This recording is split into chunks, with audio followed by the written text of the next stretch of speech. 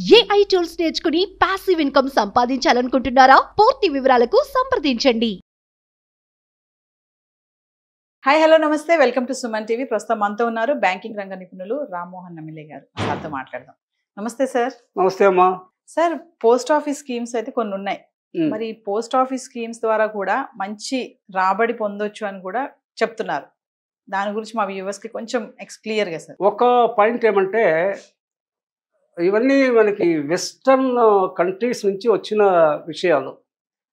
బ్యాంకులు కానీ, post office కానీ, స్టాక్ ఇన్వెస్ట్మెంట్, షేర్ మార్కెట్ కానీ, మన పద్ధతిలో మన దగ్గర కూడా ఉన్నాయి. పాత రోజుల్లో హుండీ అని, షావుకార్ అని, బయానా అని, ఆంక్డా అని కొన్ని పదాలు ఇప్పుడు ఈ తరం వాళ్ళకి తెలియకపోవచ్చు. ఆంక్డా అంటే ఏ సార్ట్ ఆఫ్ గ్యారంటీ. ఆంక్డా ఇచ్చిందంటే ఏ థర్డ్ పార్టీ గ్యారంటీ. ఈ పర్టికులర్ రోజు ఈయన మీకు డబ్బులు ఇవ్వకపోతే నేను ఇస్తాను. ఆ డ్యూటీ రోజు అనేకపోతే this man he suppose to give, that we say ఆంక్డా. ఈ రోజుల్లో మనం what we say bill of exchange, drawer names ఇవి చేంజ్ చేస్తున్నాయి.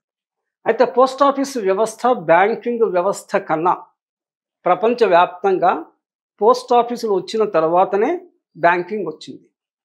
అందుకే మనం పిఓఎస్బి అంటాము. పిఓఎస్బి అంటే post office savings bank deposits. ఆ తర్వాత అదే పేరు బ్యాంకుల్లో they observed it savings bank deposit అనేసి. రెండవది, ఇవన్నీ స్మాల్ సేవింగ్స్. పోస్ట్ ఆఫీస్లో పెట్టేవి స్మాల్ సేవింగ్స్. పోస్ట్ ఆఫీస్కి బ్యాంక్కి కొంత తేడా ఉంది. బ్యాంక్స్ ఫంక్షనింగ్ అంటే కొన్ని కామన్గా ఉన్నా కూడా కొంతవరకు టోటలీ డిఫరెంట్. కమర్షియల్ లోన్స్ ఇస్తాయి banks. Post office not in to that. Small savings కోసము దాని మీద ఒక చట్టం కూడా ఉంది. చిన్న ముత్తాల పొదుపు, దీని మీద నేషనల్ సేవింగ్స్ సర్టిఫికెట్స్ అని, ఇలాంటివన్నీ పోస్ట్ ఆఫీస్ ఇస్తుంది. Along with postal services.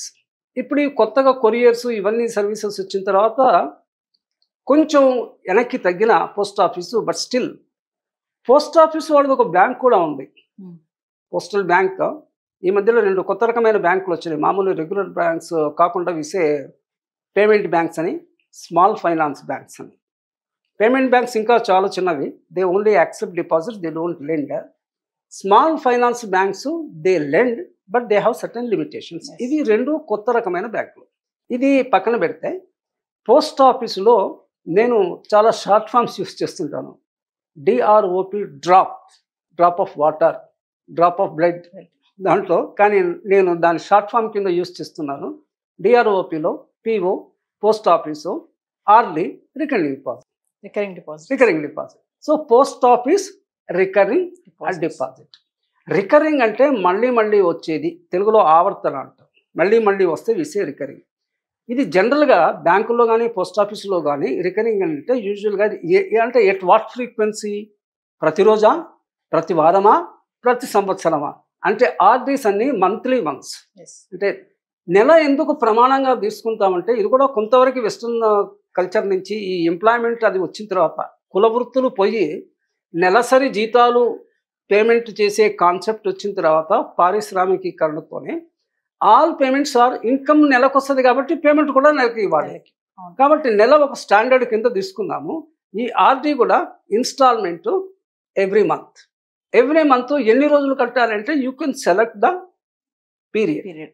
అయితే పోస్ట్ ఆఫీస్లో స్పెసిఫిక్గా 60 months కంటే కొంచెము మళ్ళీ ఇందాక మీకు what we say basis point 100 basis point is equal to 1%. దాంట్లో 60 months కొంచెం స్టాండర్డ్గా తీసుకుంటారు. It is not a long term, not a short term. 60 నెలలకి మినిమం 100 rupees అనుకుంటే 60 నెలలకి 6,000 plus interest 6.7 or 7 whatever is the percentage. It will be little better than the banks. It's a government ఇది కనుక అయినా పెద్ద వ్యత్యాసం ఉండదు. So this is one thing. This D R O P drop, post office recurring deposit is definitely a good scheme to save. దీనికి మరి మనము monthly budget తయారు చేసుకోవాలి. వేతన జీవులంతా కూడా నాకు నెలకి ఎంత జీతం వస్తుంది, దాంట్లో నేను ఎంత నా unavoidable expenses or most essential expenses, M E G, most essential expenses. అంటే మనకి తినడానికి తిండి కానీ, అద్దె ఇల్లు అయితే రూమ్ రెంట్ కానీ, మినిమం కామన్ మెడికల్ ఎక్స్పెన్సెస్ కానీ, పిల్లల స్కూల్ ఫీజు కానీ, ఇవన్నీ అన్అవాయిడబుల్.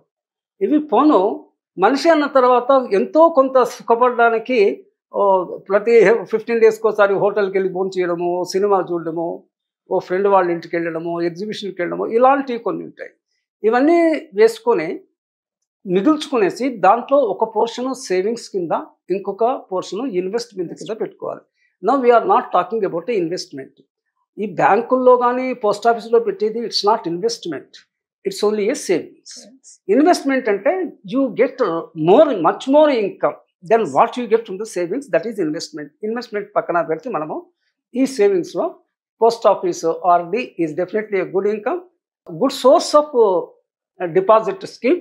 అండ్ యూ గెట్ అంటే 5 ఏళ్ళ తర్వాత మీకు వస్తే ఆ సైజబుల్ అమౌంట్ని మీదైనా యూ హ్యావ్ 2 ఆప్షన్స్.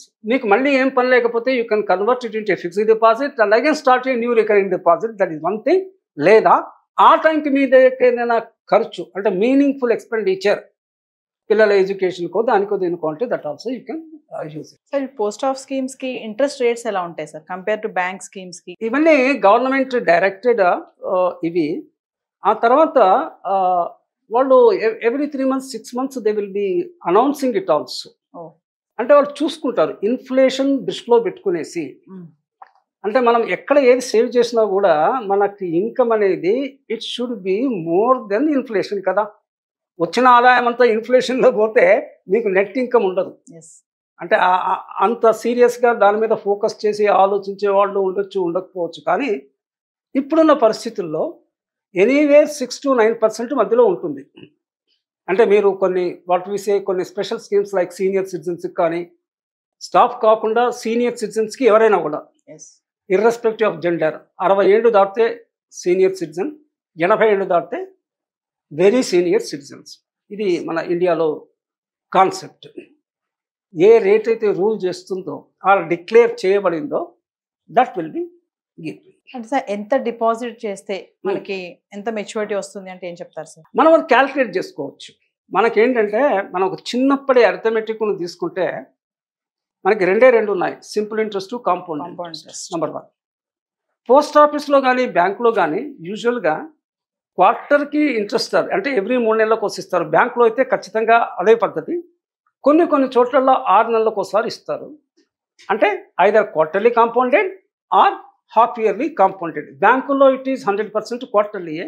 పోస్ట్ ఆఫీస్లో సమ్ టైమ్స్ అదర్ స్కీమ్స్లో other than post office, other than banks, either post office or any other institution, sometimes it could be half yearly compounding. మనకు ఈ మధ్యన మనకి ఈ మొబైల్స్లో కూడా బోల్డ్ క్యాలిక్యులేటర్స్ ఉన్నాయి.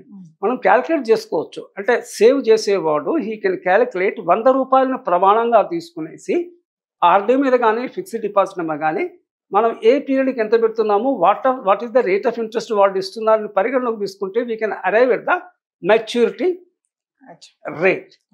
So that's not a very big thing. ఇంకోటి ఇక్కడ I want to add one thing. కొన్ని వ్యాపారాలు అనే డైలీ బేసిస్ జరుగుతుంటాయి. ఫర్ ఎగ్జాంపుల్ చిట్ ఫండ్ ఉంది. చిట్లో కూడా నెలకోసారి కట్టాలి. కానీ banks are not into chit fund business. Even post offices are also not into chit fund. అంటే నా వ్యక్తిగత ఆలోచనలో banks also can run chits. Registrar of chits అనేసి ప్రత్యేకంగా ప్రతి స్టేట్కు ఉంటారు. వాళ్ళ పర్మిషన్ తీసుకొని బ్యాంక్స్ కూడా రన్ చేయొచ్చు. But RBI also should permit. అంటే కొన్ని వాటికి డ్యూయల్ కంట్రోల్ ఉంటుంది. చిట్స్ అంతా controlled by registrar of chits on one side, and banks కనుక చిట్ బిజినెస్ చేయాలంటే ఇంతవరకు చేయలేదు. బ్యాంక్స్ ఎప్పుడు చిట్ ఫండ్ బిజినెస్లో లేరు. కానీ ఎవరైనా ఆర్బీఐకి అప్లై చేసుకుంటే RBI has to take a policy decision, విధాన నిర్ణయం. అది పక్కన పెడితే మనకి మార్గదర్శి చిట్ ఫండ్స్, ఇంతకుముందు సుదర్శన్ చిట్ ఫండ్స్ అని ఉండేది, అది ఫెయిల్ అయినట్టుంది. మార్గదర్శి స్టిల్ రన్నింగ్. దాని మీద కొన్ని కాంట్రవర్సీస్ ఉన్నాయి. That's a different question. Diversification of funds, all those things. అది నెలకోసారి. అవి కూడా నెలకి కట్టాలా, ముందు పాడడము తర్వాత పాడడము, all those things are chit fund. అది కాకుండా అనే డైలీ బేసిస్ మార్కెట్లో పార్ట్ టైం బిజినెస్ చాలా ఉంటాయి.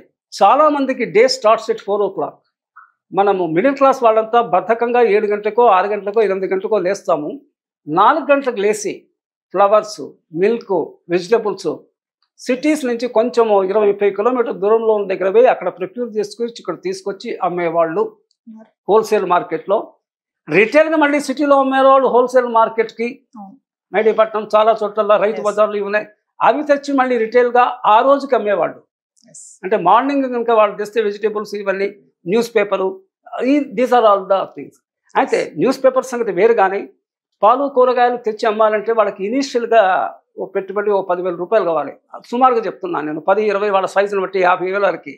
మళ్ళీ వాళ్ళకి మధ్యాహ్నం కల్లా they will get back that amount. Daily బేసిస్లో లెండ్ చేసే వాళ్ళు కూడా అనార్గనైజ్ సెక్టర్లో బోల్డ్ మంది ఉన్నారు. నేను I'm just trying to draw a contrast between the monthly or the schemes and on a daily basis. Daily basis కూడా ఉంది.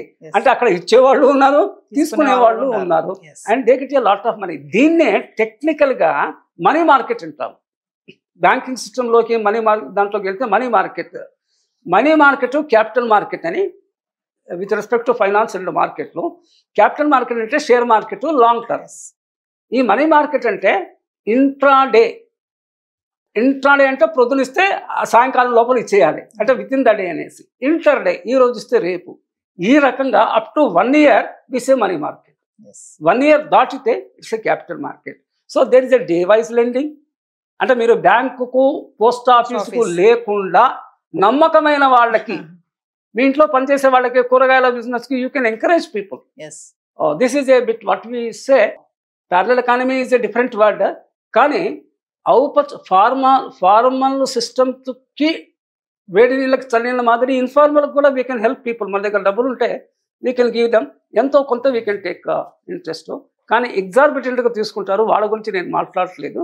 But moneyed people can always help the people those who are in need of money for a productive purpose at a reasonable affordable rate of interest for them. Thank you sir. నమస్తే. సుమన్ టీవీలో మీ personal and business promotions కోసం కింది నెంబర్కి contact చేయండి.